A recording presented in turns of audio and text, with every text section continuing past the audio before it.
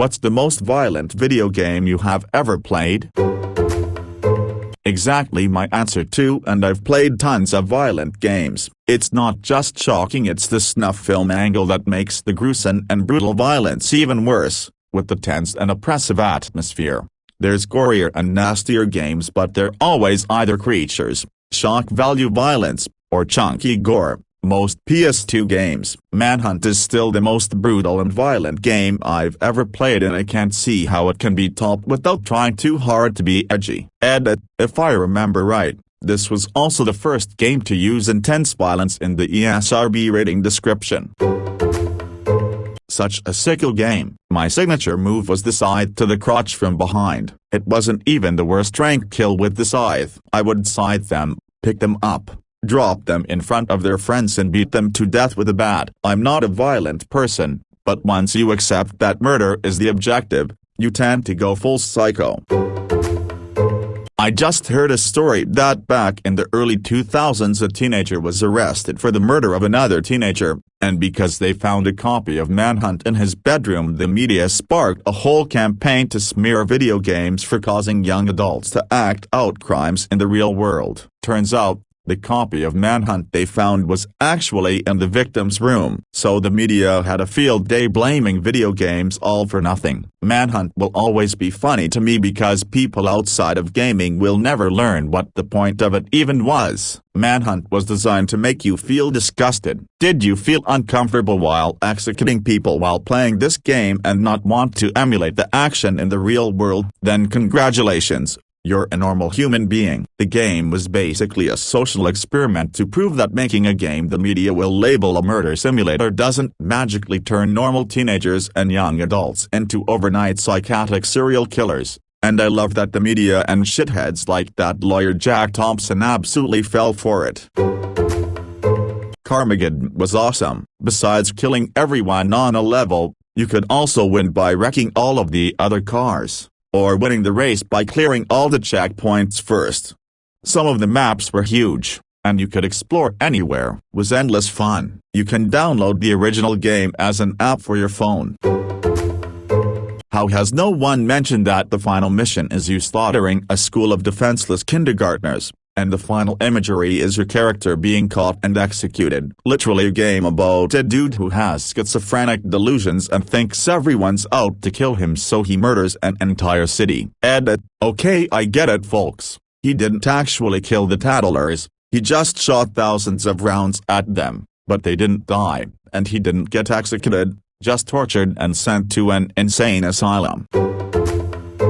Roller Coaster Tycoon. So many angry customers picked up and drowned. Roller Coaster Tycoon 3 has an honorable mention just because the game will let you open any water slide as long as the dummy makes it to a pool, even if it gets launched 500 feet away and lands in a 1x1 pool, which many of the customers will miss. MK11 has some of the most gruesome fatalities of the whole series. I don't see how any game competes with in regards to violence. They have the most graphic deaths of human characters. There's some fucked up stuff in other games, but no game has someone ripped in half and used as a ventriloquist dummy, or someone's head kicked off on the edge of a stone with the spine separated graphically. Came for this. The art style might fool some, but being actively encouraged to impale people ass first on street poles, the whole thing reminded me of The Running Man. I've had to hide the disc as my Wii still sees a lot of action courtesy of my 7-year-old. I almost can't wait for him to discover it in a few years' time and to see his face when he tries to hide the fact he's found it. Speaking of which, I should really secrete Dead Space alongside it while I remember. Fun post.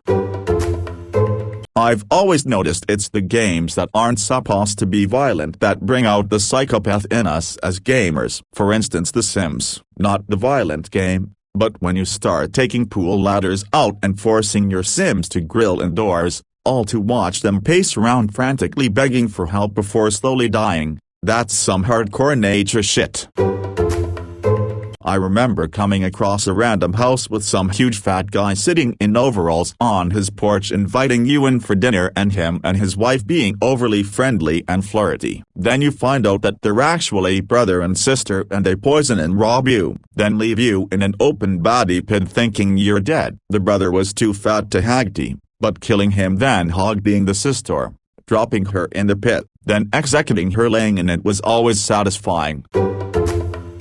I had a horse from the start of the game. He was my baby. We rode through thick and thin together and I was committed to keeping him the whole game. I was racing out of street Dennis one day coming across the bridge when some Lamwine raiders opened up with a fucking cannon on me, blew the horse right out from under me and I didn't have a chance to save him. No save I could go back to. He was gone. I killed the raiders that ambushed me, put on all black clothes, and spent the next 8 hours of real-world time systematically hunting down and killing every Lamwine raider I could find. My new horse's name was Vengeance. A few hours later I had calmed down, but I was riding out of town and a random passerby said, "Hey, you're that coward that took our house," or something similar. I looked over. It was a Lamwine raider. I lassoed and hagged him before taking him out into the swamps. I took him off the back of my horse and took him to the water's edge and dropped him. He was screaming obscenities and then clearly knew fear. I walked away as an alligator closed in and bit his fucking head off. I eventually had Buell as my final horse,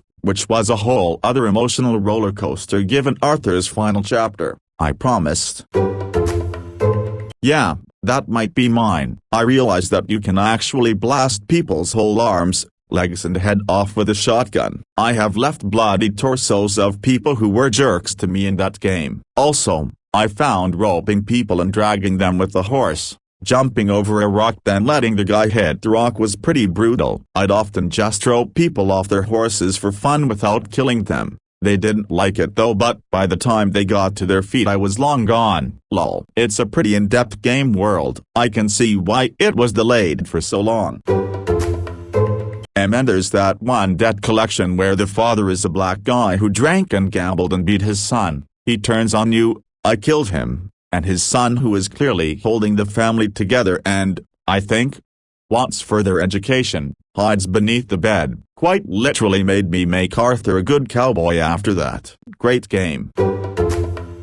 Melee, especially knife, executions are brutal. I remember a Lamwine raider trying to intimidate me out in the open world as I rode by on my horse, so I jumped off my horse, pulled out a knife and stabbed him in the stomach. The ragdolls are very impressive in RDR 2. Something about the way he slumped lifelessly to the ground made me almost regret what I had done. Firearm executions are possible by standing directly next to an enemy and firing your weapon without aiming. Alternatively, melee the enemy while holding a pistol or long gun and then shoot them.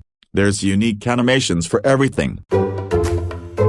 My favorite memory of GAO was the torque bow. It was so satisfying hearing the sound of it getting all tensioned, the light twang of the release, and then that metallic blink as the bolt embeds itself in something before blowing up a second later. My favorite moment was on one of the later missions, I think here at Marcus' family's old house.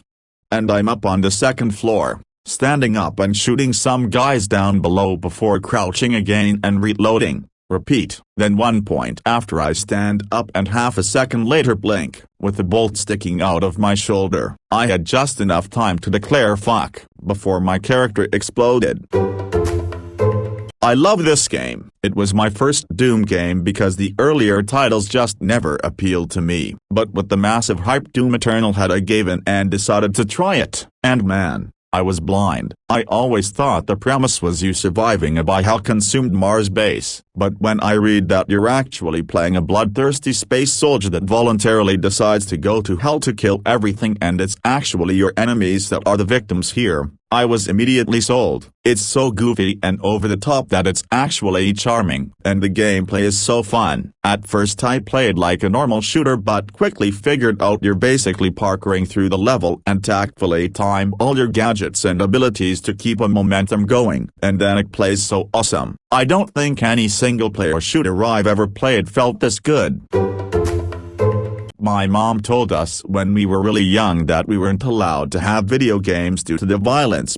Then at one point we were suddenly given Game Boys for Christmas, with Killer Instinct included. I just wanted Mario, and she surprisingly didn't care. Turned out the whole violence thing was an excuse so she didn't have to tell us we were too poor to get them before. And her position morphed into the more rational, well, if you can pull together the $400 for a console, game, and RF switch, we'll go right down to Walmart and get an N64, but until then you're out of luck. In a scheme to turn disposable cameras into handheld shockers and sell them. This was the 90s, I managed to get most of the money together really quick and did get my N64, and my grades dropped consistently from that point on.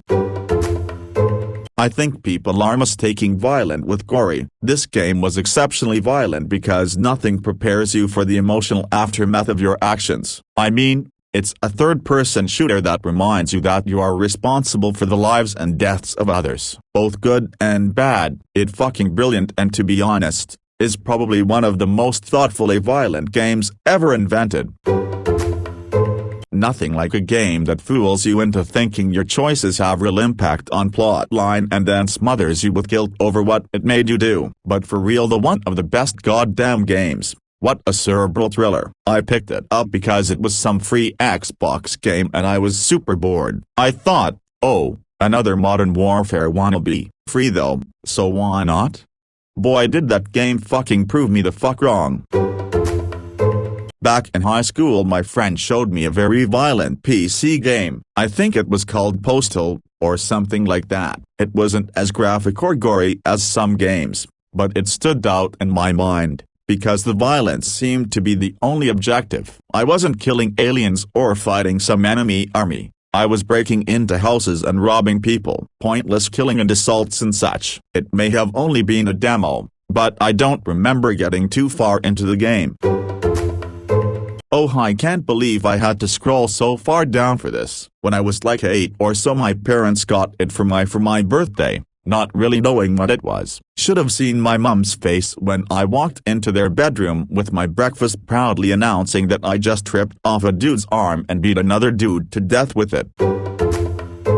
Mutant League Football. The game deviates from usual football simulations in several ways. Most notably, it takes place in a post-apocalyptic world where radiation has caused the human race to mutate and the dead to rise from the grave. The game instruction manual states that the exact causes of the upheaval have been lost or corrupted, due to, among many things, the chaos of an alien invasion, spin control, a sloppy filing system set up by a temp, and what appears to be barbecue sauce, landmines, fire pits, and other hazards, such as areas being open to empty space, litter the field, which can be made of rock, ice, or even toxic waste or rubber, and players can lose health or die during the run of play, upon which they will fumble. Teams have special nasty audibles, which are dirty, not to mention excessively violent, tricks such as exploding balls, invisibility, electric shocks, jetpacks, or jumping the other quarterback with intent to kill,